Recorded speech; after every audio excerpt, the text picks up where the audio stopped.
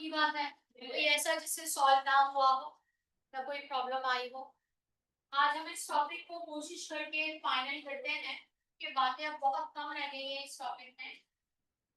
हम पढ़ेंगे application of Ksp.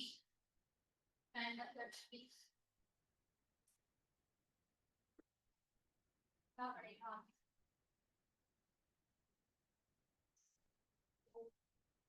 Application of Ksp में आपको सिर्फ एक ही बात याद रखनी है कि जब आपसे ये कहा जाए केएसपी तो यहाँ पर भी एक नया कॉन्सेप्ट आपको पता चलता है and that is known as the QSP. ये क्यूएसपी क्या होता है? क्यूएसपी कैटाइन और एनाइन का आयोनिक प्रोडक्ट कह सकते हैं या आयोनिक जो है तो आपके पास कॉन्सेंट्रेशन का प्रोडक्ट कह सकते हैं। ये क्यूएसपी कहलाता है। मुझे बाकी पैटर्न से मसला नहीं है, मुझे इस पैटर्न से मसला है कि आपके पास क्या होना चाहिए कि ये जो केएसपी और क्यूएसपी को कंपेयर करवाना है। अगर क्यूएसपी की वैल्यू एक्सीड कर जाए तो पता लगता है कि वहां पर प्रेसिपिटेशन हो जाएगी। आपसे ये बात हम सॉल्ट एनालिसिस में बाकायदा परफॉर्म करवा चुके हैं। ये जो वहां पे लिखा होता है ना या नहीं लिखा होता है नो प्रेसिपिटेशन, यहाँ पे लिखा होता है कि व्हाइट प्रेसिपिटेट, ग्रीन प्रेसिपिटेट, आप डिफरेंट तरह की सॉल्ट एनालिसिस में रिएक्शन कर रहे हैं। ये बुक में पहले से ही लिखा हुआ है। ये आपने फर्स्ट ईयर में कभी ये रिएक्शन भी पढ़ा होगा या इक्वेशन में कैलकुलेशन पढ़ी होगी कि इतनी कॉन्सेंट्रेशन का एक सोल्यूशन लिया और इतनी कॉन्सेंट्रेशन का एक सोल्यूशन लिया और दोनों को मिक्स कर दिया, बताओ वहां पर प्रेसिपिटेशन होगी या नहीं। तो वो बात हमें कैसे पता चलती है? जब KSP की वैल्यू कम और QSP की वैल्यू क्या हो, ज्यादा। When QSP exceed, सही, तो इसका मतलब है वहां पर क्या बनेगा, प्रेसिपिटेट। इस पूरी बात को हमने पता नहीं कहां कहां पर अप्लाई किया, इसीलिए मैंने एप्लीकेशन, हमने अपनी नॉर्मल क्लासेस में ना ये एप्लीकेशन सिर्फ एक ही पढ़ी है, दैट इज क्वालिटेटिव एनालिसिस। हम सिर्फ इसे एक ही नाम के तौर पे पढ़ के आए हैं, क्वालिटेटिव एनालिसिस। सबसे मजेदार बात यह है कि ये वाटर ट्रीटमेंट में भी इस्तेमाल होता है, ये मेथड यानी ये कैलकुलेशन, ये हमारे पास एनवायरमेंटल केमिस्ट्री में भी इस्तेमाल होता है, ये हमारे पास फार्मास्यूटिकल कंपनीज के लिए भी इस्तेमाल किया जाता है। कि आपके पास अक्सर एंटीबायोटिक बना दी जाती है और कहा जाता है कब हमें सिरप बना हुआ मिलेगा और कब हमें जो है वो सस्पेंशन बना हुआ मिलेगा। सही, ड्रिप जब एक्सपायर हो रही होती है वो ट्रांसपेरेंट नहीं होती, जो भी सेलाइन आपके पास बनाई जाती है वो आपके पास क्या नहीं होती है, वो आपके पास ट्रांसपेरेंट नहीं होती, बल्कि क्या होती है, अगर वो एक्सपायर हो रही है तो ऐसा ऐसा क्लाउडी होना शुरू हो जाएगी, प्रेसिपिटेट हो जाए। ये कैलकुलेशन हमने एज अ केमिस्ट बहुत पहले करके रखी हुई है कि आफ्टर व्हाट टाइम सही इट विल बी प्रेसिपिटेट। ये हमारी कैलकुलेशन है, यानी हमने ये तमाम तर चीजें हैं यानी कि एसपी के अकॉर्डिंग निकालना शुरू की है। चाहे फार्मास्यूटिकल हो, एनवायरमेंटल हो, वाटर ट्रीटमेंट हो, हम ये सब तो आपको परफॉर्म नहीं करवाते हैं, लेकिन हम क्वालिटेटिव एनालिसिस में आपको क्या परफॉर्म करवाते हैं, सॉल्ट एनालिसिस, जहां पर आपको ये पता होता है कि लेड क्रोमेट डालेंगे तो क्या बनेगा, या पोटेशियम आयोडाइड ऐड करेंगे तो क्या होगा, या H2S गैस को वहां पर सॉल्यूशन से वाश करवाएंगे तो क्या वहां पर ब्लैक कलर की प्रेसिपिटेट फॉर्म होगी। तो प्रेसिपिटेशन का क्राइटेरिया सेट करने वाला कौन है, KSP और QSP। इस बात को हम ऐसे भी देख सकते हैं कि क्वेश्चन नंबर 1 देखते हैं, मैंने कहा कैल्शियम सल्फेट और यहाँ लिखा कैल्शियम आयन और फिर लिखा मैंने सल्फेट आयन। इक्वेशन ही मैंने कुछ इस तरह आपको बनाकर दी, सही है, जानबूझकर रैंडम तरीके से कुछ भी लिखा हुआ आया। और फिर मैंने आपसे कहा कि कैल्शियम आयन की कॉन्सेंट्रेशन है 0.1 और सल्फेट आयन की कॉन्सेंट्रेशन क्या है 0.3। ये मैंने आपको बात बताई और फिर मैंने आपसे कहा कि KSP of calcium sulphate at 25 degree centigrade, जो आपके पास वैल्यू है इट इज 0.046। चलिए क्या है 0.046। अब आपसे अगर ये पूछा जाए कि बताओ क्या यहाँ पर प्रेसिपिटेशन फॉर्म हो रही है या फिर ये जो सॉल्यूशन है वो क्लियर है, यानी ये जो कैल्शियम सल्फेट आपको नजर आ रहा है एक्वस सॉल्यूशन में वो टर्बिड है या फिर वो ट्रांसपेरेंट है, यानी उसने प्रेसिपिटेशन कर दी। आपने लिखा KSP का formula that is calcium ion और फिर क्या लिखा सल्फेट। आपकी फॉर्मूला तभी लिख सकोगे जब आपको इक्वेशन बनानी आएगी। इक्वेशन आप तभी बना सकोगे जब आपको कल वाले चार्जेस याद हो। सही है, इसीलिए कल मैंने बेसिक से समझाना शुरू किया था, हालांकि मेरा टॉपिक ये है जिस पर मुझे बात करनी है। ठीक है, मैंने कल की पूरी क्लास सिर्फ इस पर लगाई है कि आपको इक्वेशन भी बनाना आ जाए और आपको चार्जेस भी आ जाए। अब आपने क्या किया, केएसपी को केएसपी की जगह रखा और आपने कैल्शियम आयन की जगह क्या रखा 0.1 और यहाँ क्या रखा 0.3। आप जानते हैं मैं 0.1 को 0.3 से मल्टीप्लाई करूंगी तो यकीनन कोई ना कोई आंसर तो आ रहा होगा। किसी के जहन में है क्या आंसर आएगा? 0.03। वेरी गुड, क्या आ रहा है 0.0 और ये क्या है 0.046। क्या यहाँ प्रेसिपिटेशन होगी? नो, क्योंकि KSP की वैल्यू क्या है ज्यादा और QSP की वैल्यू क्या है कम। इसका मतलब अगर ऐसा है तो यहाँ पर कौन सा सॉल्यूशन बन रहा होगा अगर आपसे पूछा जाए, तो यहाँ पर आपके पास अनसैचुरेटेड सॉल्यूशन बन गया है। अनसैचुरेटेड का मतलब होता है जितना सॉल्वेंट था थोड़ा बहुत सॉल्यूट ऐड किया और उसके अंदर क्या हो जाएगा डिसॉल्व। जैसे कि आप शुगर को वाटर में डिसॉल्व करें तो आपके पास अनसैचुरेटेड है, यानी solvent has the further capacity to dissolve more solute.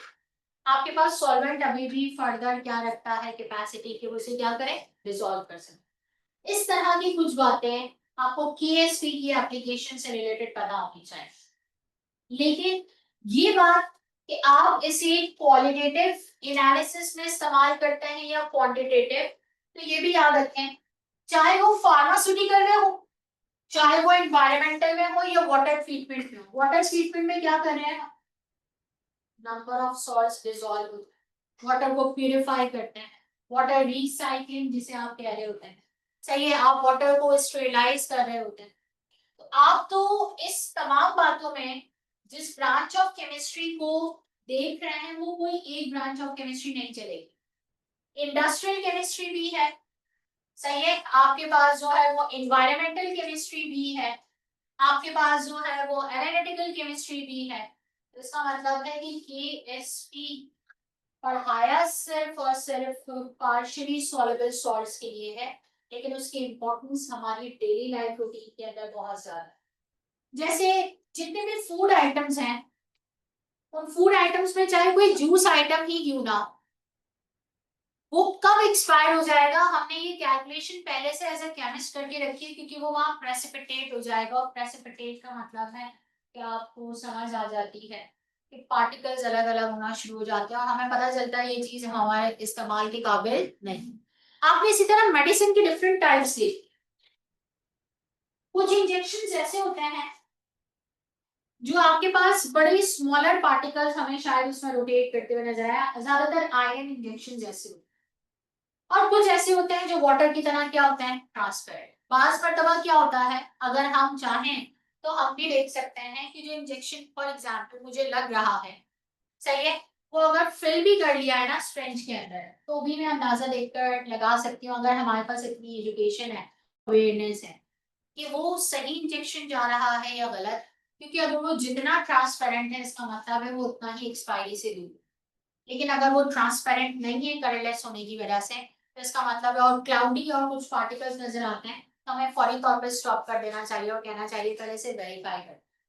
हमने अक्सर जगहों में ये सुना है और देखा है कि गलत इंजेक्शन लगाने से फला फला जगह पर जो है वो डेथ वाकई हो गई, सुना है ना हमने, सही है, या गलत जो है वो दवाई देने से ऐसा हो गया।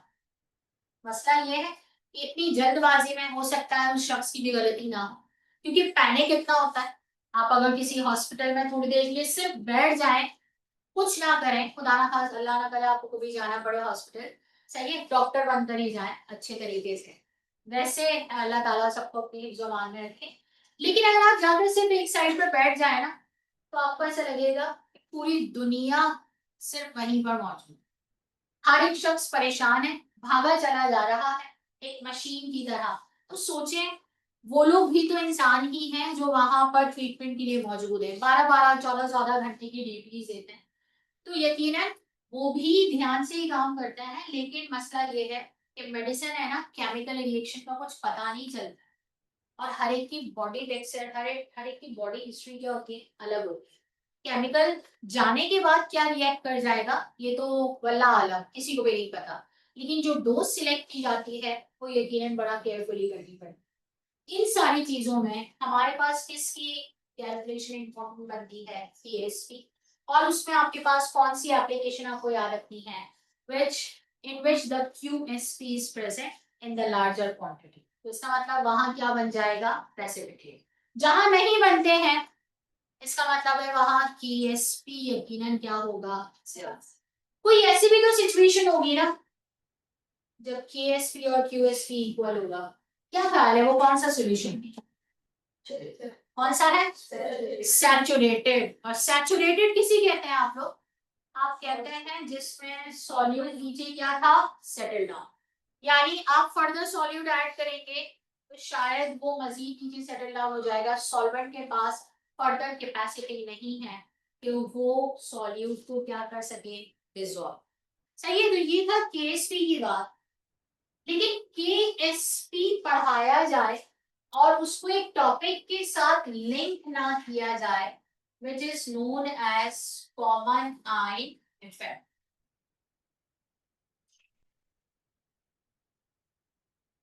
कॉमन आई इफेक्ट, फिर वही बात, अगर मैं आपसे कहूं कि इलेक्ट्रोलाइट क्या होता है, आज की क्लास में शायद हम इलेक्ट्रोकेमिस्ट्री की थोड़ी बात स्टार्ट भी कर रहे हैं।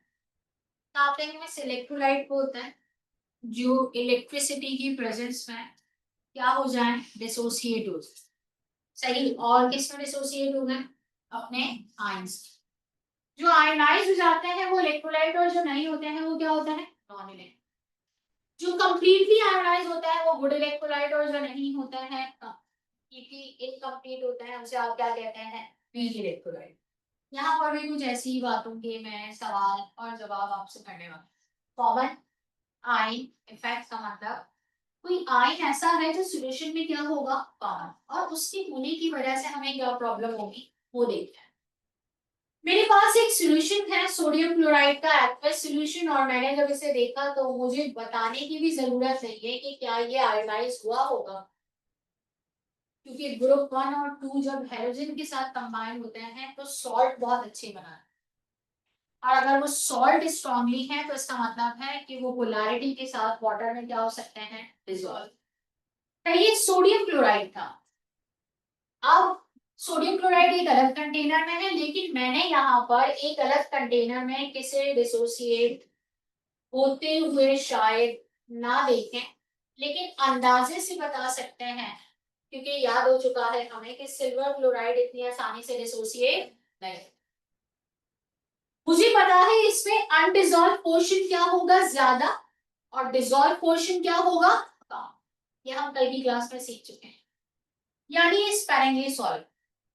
अच्छा, हमने क्या किया, मैंने इस कंटेनर के अंदर सिल्वर क्लोराइड वाले कंटेनर में सोडियम क्लोराइड वाला सॉल्यूशन भी ऐड कर, किसे ऐड कर दिया, सोडियम क्लोराइड। हम ये समझने लगे कि वो जो एक मुहावरा है ना कि खरबूजे को देखकर खरबूजा रंग पकड़ने लगता है, या हमने ये सोचा कि शायद ये गुड इलेक्ट्रोलाइट है सोडियम क्लोराइड, तो सिल्वर क्लोराइड भी शायद इस जैसा बन जाए। इसका इम्पैक्ट क्या आएगा वो ज्यादा जरूरी। जब मैंने सोडियम क्लोराइड ऐड किया ना, तो प्रॉब्लम ये हुई कि उस वक्त सॉल्यूशन में एक आयन की क्वांटिटी बढ़ गई। कौन से आयन की क्वांटिटी बढ़ गई, क्लोराइड। आयोनाइज है ना मेरी मर्जी से आयन है ना आपकी मर्जी से। मैं अगर यहाँ कह दूं 1 mole of chloride and 1 mole of sodium, आप जानते हैं 6.02 10⁻23 आयंस वहां पर क्या है मौजूद। और ये भी बड़ी इंटरेस्टिंग बात है, इसे भी कंपेयर करना सीख लो या याद कर लो, पढ़ा तो था हमने। ये 1 मोल ऑफ सोडियम क्लोराइड है, लेकिन यहाँ डबल आयनाइज हो रहा है। 6.02 10⁻23 से 12.06 10⁻23 1, यानी डबल मोल मिलते हैं आयनाइज होने के बाद। क्या टाइम का अलग और अच्छा, और वो भी इंटरेस्टिंग, ये तो 1:1 रेशो था ना, अगर किसी में रेशो चेंज हो जाए तो आपको पता है उससे भी ज्यादा आयंस बनेंगे, यानी आयोनाइजेशन में आपके पास पार्टिकल्स की क्वांटिटी क्या होती है, ज्यादा। जब क्लोराइड आयन ज्यादा हो गया आपके पास इस वक्त इस सॉल्यूशन में, इसे फर्क नहीं पड़ेगा सोडियम क्लोराइड, क्योंकि ये तो कंप्लीटली आयोनाइज हो चुका है, जो था सारा का सारा आयोनाइज हो चुका है। हम ये बात जानते हैं कि इस क्लोराइड के ज्यादा होने से जिसे फर्क पड़ा वो था पार्शियली सॉल्युबल सॉल्ट। और according to Le Chatelier's principle, अगर प्रोडक्ट ज्यादा हो जाए तो रिएक्शन कौन सी डायरेक्शन में आ रहा है, बैकवर्ड। ये बेचारा जो थोड़ा बहुत आयोनाइज हो भी रहा था, वो भी आयोनाइजेशन क्या हो गई, सप्रेस। सही है, आयोनाइजेशन इंक्रीज नहीं हुई है, आयोनाइजेशन क्या हो गई, सप्रेस, कम हो गई। And that particular suppression in the ionization of that particular salt is known as the common ion effect. यानी बजाय इसके कि आप इसकी आयोनाइजेशन एबिलिटी बढ़ाते, कॉमन आयन की वजह से आयोनाइजेशन एबिलिटी क्या हो गई, कम। सही है, सवाल सोच समझ के जवाब देना है, मेरी बात। जब आयोनाइजेशन कम हो गई तो इसका मतलब है कौन क्या केएसपी प्रेडिक्ट कर सकेगा, क्या हुआ इसके केएसपी पे क्या फर्क पड़ा होगा अगर आयोनाइजेशन कम हो। केएसपी एक्सीड हो रहा है या केएसपी कम हो रहा है, कम हो रहा है। क्यों कम हो रहा है, अगर आप एक तो क्लोराइड आयन की कॉन्सेंट्रेशन यानी आयंस की कॉन्सेंट्रेशन क्या है, ज्यादा, और उसे बैलेंस करने के लिए रिएक्शन कहाँ जाना चाहता है, बैकवर्ड। लेकिन इनिशियली ज्यादा होगा, ग्रेजुअली आप जानते हैं उसके साथ क्या हो रहा होगा, जैसे जैसे बैकवर्ड जाएगा कौन ज्यादा हो जाएगा, फिर एजीसी है, यानी QSP आपके पास जो है वो यकीनन फर्क पड़ेगा। ये जो मैंने बातों में आपको उलझाया है ना, यही उलझाओ आपका एमसीक्यू। कॉमन आयन की वजह से KSP पर क्या फर्क पड़ता है, KSP कांस्टेंट तो है लेकिन अगेन टेम्परेचर बेस्ड, और आप जानते हैं सॉल्यूशन की सॉल्युबिलिटी बढ़ानी हो तो, या सॉल्यूट की सॉल्युबिलिटी बढ़ानी हो तो हम सबसे पहला फैक्टर जो कंट्रोल में रखते हैं वो टेम्परेचर है। हम कहते हैं हीट करना शुरू कर दो, खुद ब खुद डिजोल्व हो जाए, है ना, ये कॉमन इफेक्ट। आपके पास अगर आपके पास जो भी आपने सॉल्ट एनालिसिस की प्रेसिपिटेट बन के आप उसे हीट कर, अगर वो वाकई प्रेसिपिटेट है ना तो हीट करने पर भी डिजोल्व नहीं होगा, लेकिन अगर वो सिर्फ और सिर्फ टर्बिडिटी थी तो वो हीट करने पे कंप्लीटली क्या हो जाएगा, ट्रांसपेरेंट। तो यहाँ अभी मैंने इसमें ज्यादा आपसे बात नहीं की कि केएसपी पे क्या फर्क पड़ेगा, अभी तो हमें सिर्फ ये बात याद रखते हैं कॉमन आयन था। कॉमन आयन क्या था, कॉमन आयन की वजह से काम क्या हो रहा है, कॉमन आयन की वजह से आयोनाइजेशन किसकी कम हो रही है, वीक इलेक्ट्रोलाइट। वीक इलेक्ट्रोलाइट नाम समझना आए तो पार्शियली सॉल्युबल सॉल्ट की आयोनाइजेशन बढ़ने के बजाय क्या हो जाती है, कम। बजाय इसके कि आयोनिक पार्ट बढ़ता, आहिस्ता आहिस्ता कौन सा पार्ट बढ़ना शुरू हो जाता है, अनडिसॉल्व पोर्शन, यानी वो जो थोड़ा बहुत आयोनाइज होता है वो भी क्या हो जाता है, अनआयन। पहले बताएं क्या मैं बोर्ड एक साइड इरेज कर सकती हूँ, कॉपी कर लिया, जल्दी लेते हैं पिक्चर लेनी है, जल्दी है।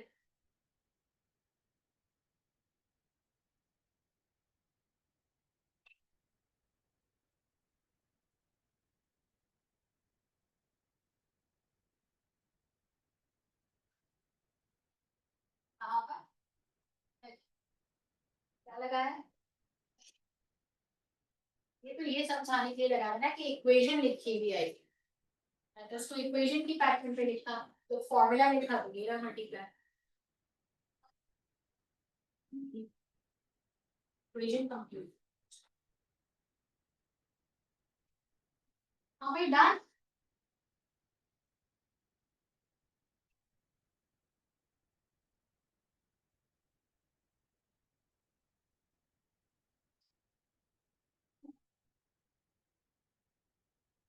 क्या सॉल्ट एनालिसिस है आज आपके प्रैक्टिकल का एग्जाम है, कितना रट्सी गए है ना। सॉल्ट एनालिसिस कौन कौन सी आप लोग डिटेक्शन करते हैं, आप क्या होता है कैटाइन और एनाइन। अच्छा फ्लेम टेस्ट भी करते हैं, नहीं करते। और हमें बस वही किया था जो टीचर ने बता दिया था, ज्यादा याद नहीं किया था। कितने बच्चे ऐसे थे जिन्होंने कम से कम 8 सॉल्ट याद किए, महान बच्चे हैं जी, याद करके जाते हैं। आप लोग ना बॉयज सेक्शन की तरह नहीं, लेड एसिड, मेरा भी लेड एसिड दिखता है। 9 क्लास मुझे केमिस्ट्री पसंद नहीं थी ना, 9 क्लास में जब प्रैक्टिकल की बारी आई तो मिक्सर वाला प्रैक्टिकल आ गया। और जब मैट्रिक में हमारे पास जो है, जब पहले तो मैट्रिक में केमिस्ट्री नहीं होती थी, 9th में होती थी, फिर फर्स्ट टाइम में जब आया तो वो NaOH और HCl वाली टाइट्रेशन आ गई। जब सेकेंड में मेरे प्रैक्टिकल की बारी आई तो लेड एसिड था। सही है, तो पता नहीं मेरी अम्मी बहुत बड़ी शिद्दत के साथ दुआ करती थी क्योंकि मुझे केमिस्ट्री लैब में जाना पसंद नहीं। सही, इतना शदीद तरीके से मुझे केमिस्ट्री बिल्कुल भी नहीं पसंद। वो तो एक रिमार्केबल हिस्ट्री हुई कि टीचर एक ऐसी जो है वो मिल गए कि वो पढ़ाया भी, समझाया भी और लेके भी चले। तो कहते हैं ना कि वाकई टीचर का इम्पैक्ट बहुत स्ट्रांग होता है। तो आज मैं जो खड़े होके सालों से केमिस्ट्री पढ़ा रही हूँ ना, सिर्फ अपनी उन्हीं टीचर्स की वजह से। तो उन्होंने वाकई, उन्होंने कहा अगर केमिस्ट्री तुमने पढ़ाना शुरू की तो यकीन करोगे केमिस्ट्री बहुत अच्छी हो जाए बच्चों की। सही है, और मुझे साथ हंसी आई। मैंने जैसे आप लोग हंसे ना, मुझे हंसी आई। मैंने ये बात आके अपने अब्बा को बताई। मैंने कहा अब्बू आज ना ऐसे ऐसे टीचर ने कहा है, कहने बेटा देख लो, अब आप देख लो कि टीचर आपको कहाँ तक। और आज अभी थोड़ी देर पहले हमारी एक सेरेमनी हुई, तो जब उसमें प्राइज मिला तो मुझसे, मैं भी घर पहुंची भी नहीं थी, तो मेरी अम्मी अब्बू ने फेसबुक पे देखे पिक्चर। उन्होंने कहा कि आ, देखो, देख लो आज वो टीचर जिंदा होते तो वो कितना खुश होते कि आज भी जो है वो केमिस्ट्री की वजह से तुम्हारी एक पहचान है। मैंने कहा अम्मी उनसे भी पूछ लिया जिनको उर्दू पढ़ाई है। तो इम्पैक्ट ऐसे याद रहता है कि मुझे आज भी ये याद है कि मैंने लैब में जा जाकर क्या क्या काम किया था और किस किस तरह किया था और जर्नल कैसे बनाया था। करेक्ट। तो ये सारी बात होती है कि आप जिस चीज से जितना भागते हैं ना, वो चीज आपके सामने मौजूद। ये बात हमेशा याद रखिए। किसी दिन एमडी गेट की पूरी हिस्ट्री बताऊंगी मैं आपको, आप लोगों को हंसी आ जाएगी। सॉल्ट एनालिसिस पे पहले बात करते हैं वरना तुम लोग बच जाओ। तो कैटाइन होता है और फिर क्या होता है एनाइन। अच्छा कैटाइन के कितने ग्रुप्स होते हैं? यस, नहीं करो यार ऐसा। ग्रुप 1 से लेकर ग्रुप 6 तक है, 3 नहीं होते। सही है, कितने ग्रुप्स हैं वहां पर? Group 1, group 2, group 3, group 4, group 5, group 6।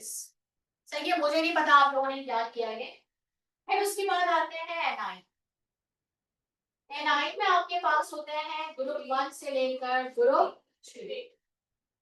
सही है, ग्रुप 1, ग्रुप 2 और ग्रुप 3। इवन ग्रुप 4 की भी कभी कभी हम बात करते हैं। थोड़ी सी अगर कोई आपको बुक सही पढ़ा रहा है या कुछ सही तरह बात करता है तो ग्रुप 4 की भी बात करवा। लेकिन कैटाइन में ग्रुप 6 तक है और एनाइन में क्या है ग्रुप। मैं ग्रुप की डिवीजन नहीं पूछूंगी, मैं बात करूंगी ग्रुप रिएजेंट पे। जब आप ग्रुप 1 की टेस्टिंग करते हो तो आपको पता नहीं याद है या नहीं याद कि मर्करी भी है तो लेड भी है, उन आइंस को डिटेक्ट करना है क्योंकि लेड ग्रुप 1 में भी होता है ग्रुप 2 में, लेकिन वो प्रेसिपिटेट हमेशा ग्रुप 1 में होता है ड्यू टू इट्स केएसपी। यहाँ पर क्या है, आपने लिया यहाँ पर जब भी कैटाइन की डिटेक्शन करते हैं तो आपके पास ओरिजिनल सॉल्यूशन होता है, और जब भी एनाइन की डिटेक्शन करते हैं तो हमेशा प्योर क्या होता है सॉल्ट। ये एक सबसे इम्पोर्टेंट बात होती है जब हम आपको बता रहे होते हैं। ये मैं आपको भी बता रही हूँ, जिसको नहीं पता था ना उसे अब पता होना चाहिए। क्योंकि कॉमन आयन इफेक्ट का सवाल वो ये नहीं देखेगा कि आपने लैब की कि नहीं की थी, एक सॉल्ट पे आप लोगों ने जो है वो अपनी दुनिया वार दी थी या 8 सॉल्ट याद किए थे। सही है। ओरिजिनल सॉल्ट के साथ जब हमने HCl डाला तो जो भी KSP से रिलेटेड होगा इसका KSP कम होगा और QSP क्या होगा, ज्यादा। सही है, वो फौरी तौर पर वहां पे क्या हो जाएगा, प्रेसिपिटेट। ग्रुप 1 में सबसे ज्यादा पूरे कराची में ना किसी ने भी मरकरी का सॉल्ट नहीं करवाया, लेकिन सबके पास ग्रुप 1 में हमेशा कौन डिटेक्ट होता हुआ नजर आता है, लेड, और उसका चार्ज भी क्या होता है, +2। जब आप ग्रुप 2 पे आते हो ना, तो ग्रुप 2 में आपके पास रिएजेंट बनता है original solution plus HCl plus क्या बनता है, H2S। यहां से बात समझना, H2S एक वीक जो है वो आपके पास एसिडिक बेसिक प्रॉपर्टी के तौर पर लिखा 2H प्लस और यहाँ बना सल्फाइड, और HCl आपके पास एक गुड इलेक्ट्रोलाइट के तौर पर और फौरी तौर पर कंप्लीटली क्या हो जाता है, आयोनाइज। मेरा ख्याल है मैंने जैसे इक्वेशन लिखी है ना, मेरी आधी बात तो आप लोगों ने पिक कर ली है। बताओ कॉमन आयन कौन है, और फर्क किसे पड़ेगा, HCl को या H2S को, तो वहां पर आपने देखा था ना, जब आप H2S गैस ऐड करते हैं तो ब्लैक प्रेसिपिटेट आता है। ब्लैक प्रेसिपिटेट ये बताती है कि यहाँ पर कौन कौन प्रेसिपिटेट आउट हो सकता है। तो कौन कौन प्रेसिपिटेट आउट हुआ कैटायनिक फॉर्म में, वो सल्फाइड है एक्चुअली। लेकिन उससे फर्क क्या पड़ा, जरा गौर से सुनो। जब हाइड्रोजन आयन ज्यादा हुए, according to Le Chatelier's principle, ये इक्विलिब्रियम कहाँ शिफ्ट हुआ, रिवर्स। H2S जो आयोनाइज हो रहा था अब फर्दर आयोनाइज नहीं हो, तो इसका मतलब जितना सल्फाइड बना था उस कैटाइन के साथ मिलकर ब्लैक प्रेसिपिटेट बना था। सही है। एक और ग्रुप में भी आप लोगों ने H2S गैस यूज की थी।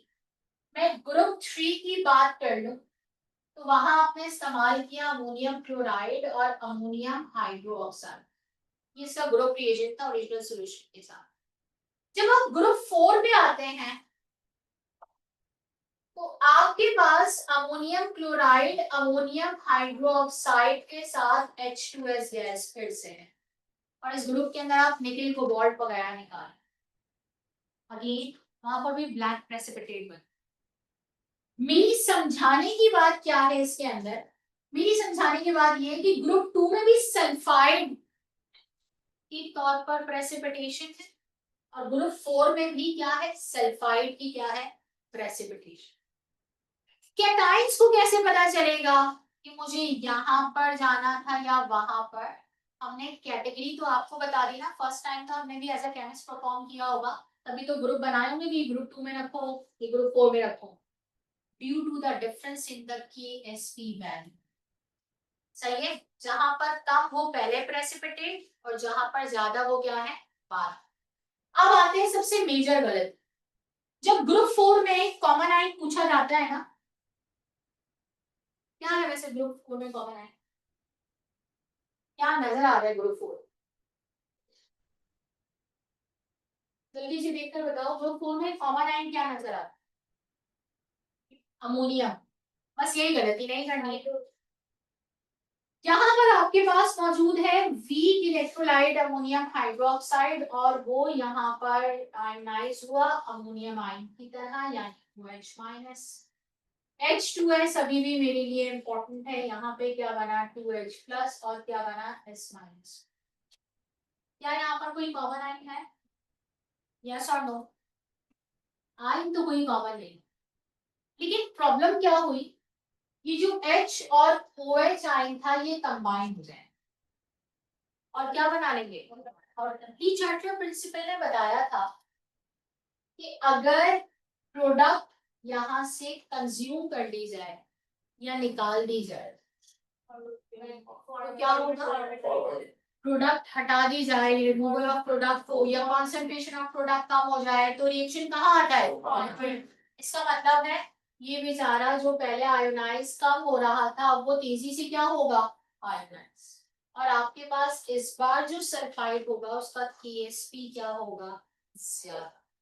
इसका मतलब है यहाँ पर इन दोनों ग्रुप्स के अंदर बहुत ही सिंपल बात है, अगर आपने ये कहा कि यहाँ कॉमन आयन था हाइड्रोजन आयन, लेकिन यहाँ कोई कॉमन आयन आपको नजर नहीं आया। लेकिन कॉमन आयन नजर ना आने का मतलब ये नहीं है कि आप ये कहें कि वो आयन कॉमन ही था। वो ये देखो कि क्या वो आयन आपस में इंटरैक्ट कर सकते हैं, और अगर उन्होंने इंटरैक्ट किया तो इसका मतलब है वो किसी एक जगह से तो चले जाएंगे, और अगर वो एक जगह से चले जाएंगे या आ जाएंगे, ऐड हो रहे हैं या फिर रिमूव हो रहे हैं, तो आप जानते हैं वहां फैक्टर अप्लाई हो गया। और जब फैक्टर अप्लाई हुआ वहां पर कौन सा फैक्टर है? ली चार्टर्स प्रिंसिपल। और ली चार्टर्स प्रिंसिपल तमाम आयोनाइजेशन रिएक्शन के ऊपर क्या है? एप्लीकेट। मेरी बात की समरी ये है कि कभी आपसे ये पूछा जाए कि ग्रुप 2 और ग्रुप 4 द सॉल्ट एनालिसिस, सही है, वहां पर आपके पास क्या फर्क पड़ता है, तो मैंने आपको उसका फर्क इक्वेशन की फॉर्म में लिखकर बताया है कि कौन कॉमन आयन था, किसकी वजह से रिएक्शन फॉरवर्ड गया और किसकी वजह से रिएक्शन कहाँ आया? बैकवर्ड। ग्रुप 2 में सल्फाइड की कॉन्सेंट्रेशन कम है, ग्रुप 4 में सल्फाइड की कॉन्सेंट्रेशन क्या है? ज्यादा। तो जिसकी सल्फाइड की कॉन्सेंट्रेशन कम होगी वो ग्रुप 2 में प्रेसिपिटेट बनाएगा, और जिसकी सल्फाइड की कॉन्सेंट्रेशन ज्यादा होगी वो ग्रुप 4 में क्या बनाएगा? प्रेसिपिटेट। इस तरह से हमने हर ग्रुप की लॉजिक क्या रखी है, हमने हर ग्रुप की क्या रखी है? लॉजिक कि कौन ग्रुप 1 का कैटाइन है, कौन ग्रुप 2 का कैटाइन है, कौन ग्रुप 3 का कैटाइन।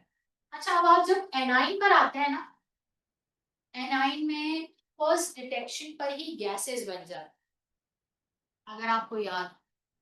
ग्रुप 1 में वैसे कैटाइन में कौन कौन, एनाइन में कौन कौन होता है? कार्बोनेट और बाइकार्बोनेट। याद आ रही होगी बात, एफोवर्जेंस आते हैं तो हम कहते हैं कि हाँ जी वहां पर कार्बन डाइऑक्साइड इवॉल्व होगी।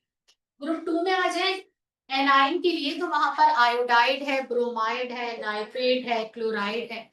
अब उसमें भी सिंपल यही है, आपने सॉल्ट लिया, सल्फ्यूरिक एसिड कॉन्सेंट्रेटेड ऐड किया, व्हाइट फ्यूम्स निकलते हैं तो कहते हैं क्लोराइड है, ब्राउन फ्यूम्स निकलते हैं तो कहते हैं ब्रोमाइड है, वॉयलेट फ्यूम्स निकलते हैं तो कहते हैं आयोडाइड है, और अगर ब्राउन गैस जबरदस्ती हीट करने के बाद इवॉल्व होती है तो कहते हैं नाइट्रेट है।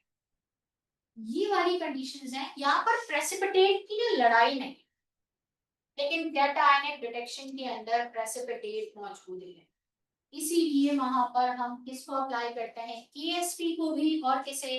कॉमन आयन इफेक्ट को।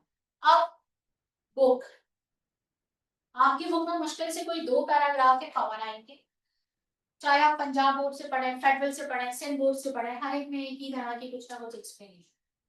और केएसपी की तो बकायदा वहां पर पूरी पूरी बातें लिखी हुई हैं, लेकिन आपने एप्लीकेशन पर फोकस ज्यादा करना है, क्योंकि डेरिवेशन हमें लिखना नहीं, फॉर्मूला लिखना मैंने आपको सिखाया, यूनिट निकालना मैंने आपको सिखाया, स्मॉल कैलकुलेशन भी मैंने आपको सिखा दी कि अगर केएसपी कैलकुलेट करने के लिए आ जाए तो आप क्या करेंगे, और प्रेसिपिटेशन होगी या नहीं होगी वो भी मैंने आपको बताया कि केएसपी जहां था क्यूएसपी जहां पर ज्यादा। लेकिन सिर्फ पढ़ाने से मेरी ना यहाँ पर तसल्ली होगी नहीं। इस बार संडे मेरी क्लास है आपके साथ, सही है, बहुत जमानों से किसी संडे में क्लास आ रही, सही है, तो उसको अमर बनाएंगे, सही। और उस दिन हम जो है वो ये जो आखिरी के टॉपिक थे ना, कौन कौन से? केएसपी और कॉमन आइडेंटिफायर, इस पर जितने पॉसिबल एमसीक्यूज होंगे मैं इंशाल्लाह आपकी उसी पर बात करूँ, क्योंकि मैं चाहती हूँ जिस टॉपिक को हम जैसे पढ़ रहे हैं ना उसको वाइंड अप उसी तरह करें, सिर्फ भागने के चक्कर में ना रहे, क्योंकि सिलेबस बचा नहीं है, सिलेबस बहुत अच्छे तरीके से चल गया है, आप लोगों के पास बहुत है, पहले हमारे पास था नहीं, तो मेरे पास इलेक्ट्रोकेमिस्ट्री बचता है और उसके पास सिर्फ बचे कुछ एक छोटे छोटे टॉपिक होंगे जो पूरी केमिस्ट्री पढ़ाने के बाद मैंने मर्ज करके आपसे डिस्कस करा, और वो भी एमसीक्यूज की फॉर्म में।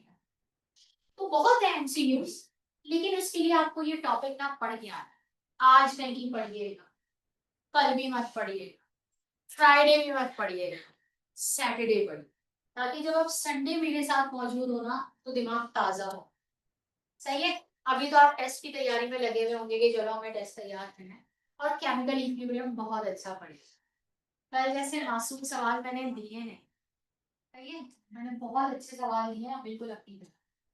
तो यहाँ तक रखते हैं आज की क्लास, क्या क्या पढ़ा है वैसे आज की क्लास का रिव्यू दे दें ताकि मुझे सुकून की 3 दिन नींद आ जाए। एप्लीकेशन ऑफ केएसपी और कॉमन एंड इफेक्ट में कौन सी दो ग्रुप को आपस में आपने कंपेयर किया है? ग्रुप 2 और किसका है ये ग्रुप 2 और ग्रुप 4? कैटायन। और वहां पे कौन से आयन की बनने की बात आई है? सल्फाइड। और सल्फाइड की वजह से किसमें फर्क पड़ता है? केएसपी। सही है, गुड। मिलते हैं नेक्स्ट क्लास में।